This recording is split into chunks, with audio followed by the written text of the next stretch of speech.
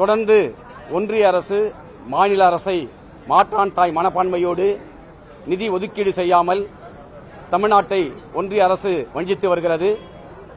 ஒன்றிய மாநில அரசுகள் 50% நிதியோடு நிறைவேற்றப்படுகின்ற சென்னை மெட்ரோ ரயில் திட்டத்திற்கு ஒன்றிய அரசின் பங்கான 50% நிதியை வழங்காமல் தொடர்ந்து வஞ்சித்து வருகிறது.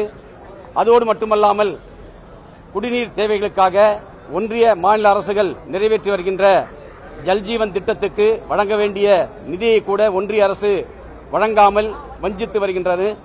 இவ்வாறு தொடர்ந்து தமிழ்நாட்டை வஞ்சித்து வருகின்ற வேளையிலும் கூட இன்றைக்கு தமிழ்நாடு கடந்த 22 ஆண்டுகளாக இல்லாத அளவுக்கு இன்றைக்கு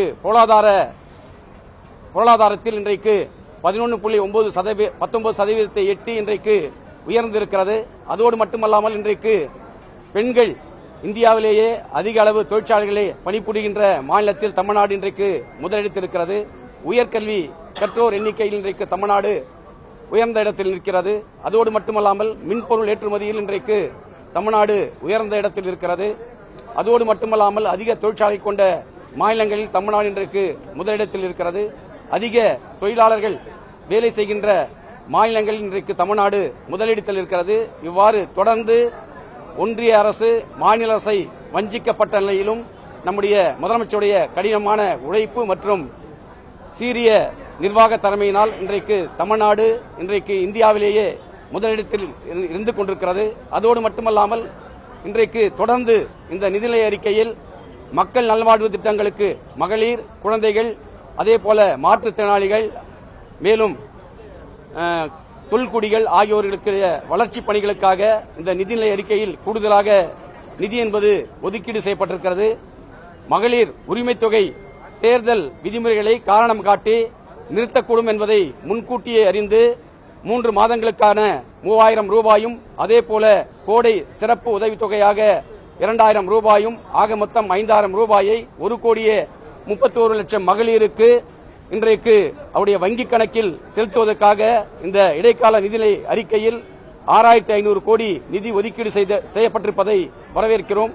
அதேபோல முத்தமிழர் கலைஞருடைய கனவு திட்டமான குடிசையில்லா தமிழ்நாடு என்ற திட்டத்தை 2030க்குள் எய்தும் வகையில் தமிழ்நாட்டில் 8 லட்சம் கான்கிரீட் வீடுகள் கட்டித்தரப்படும் என்று அறிவிக்கப்பட்டு அந்த வீடுகள் கட்டி தரப்பட்டுள்ளன. இன்றைக்கு பொதுமக்கள் மத்தியிலே பெரிய வரவேற்பை பெற்றிருக்கின்ற இந்த நிலையில் கூடுதலாக 1 லட்சம் கான்கிரீட் வீடுகள் கட்டித்தரப்படும் என்ற அறிவிப்பையும் இந்திய கம்யூனிஸ்ட் கட்சியின் சார்பிலே வரவேற்கிறோம். அதேபோல இன்றைக்கு அரசு ஊழியர்கள், ஆசிரியர்கள் தொடர்ந்து 23 ஆண்டுகால கோரிக்கை பழைய ஓய்வூதிய திட்டத்தை நடைமுறைப்படுத்த வேண்டும் என்று இன்றைக்கு தமிழக அரசு உறுதியளிக்கப்பட்ட ஓய்வூதிய திட்டத்தை அறிவித்து அதற்காக இந்த நிதிநிலை அறிக்கையில் 11,000 கோடி நிதி ஒதுக்கீடு செய்யப்பட்டிருப்பதையும் வரவேற்கிறோம்.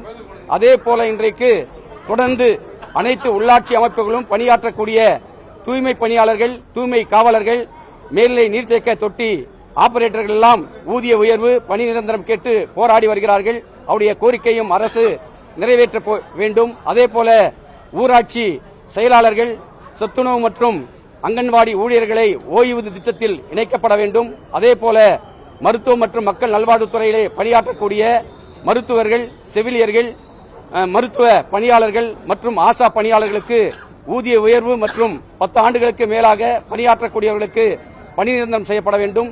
மேலும் போக்குவரத்து துறை, மின்சாரத்துறை, அதேபோல டாஸ்மாக் துறையில் பணியாற்றக்கூடிய பணியாளர்களுக்கு ஊதிய உயர்வு, பணி நிரந்தரம் உள்ளிட்ட கோரிக்கைகளும், அதேபோல தொடர்ந்து விவசாயிகள் நெல்லுக்கு குவிண்டலுக்கு 3,500 ரூபாய் நிர்ணயிக்கப்பட வேண்டும். அதேபோல கரும்புக்கு டன் ஒன்றுக்கு 4,000 ரூபாய் கொள்முதல் விலை வழங்க வேண்டும். அதேபோல விவசாயிகள் உற்பத்தி செய்கின்ற அனைத்து விவசாய பொருட்களுக்கும் MSP குறைந்தபட்ச ஆதார விலை நிர்ணயிக்கப்பட வேண்டும் என்ற கோரிக்கையும் வருகின்ற சட்டமன்ற கூட்டத்தொடரில் இந்திய கம்யூனிஸ்ட் கட்சியின் சார்பில் அரசின் கவனத்துக்கு கொண்டு செல்ல இருக்கிறோம் என்பதை தெரிவித்துக் கொள்கிறேன்.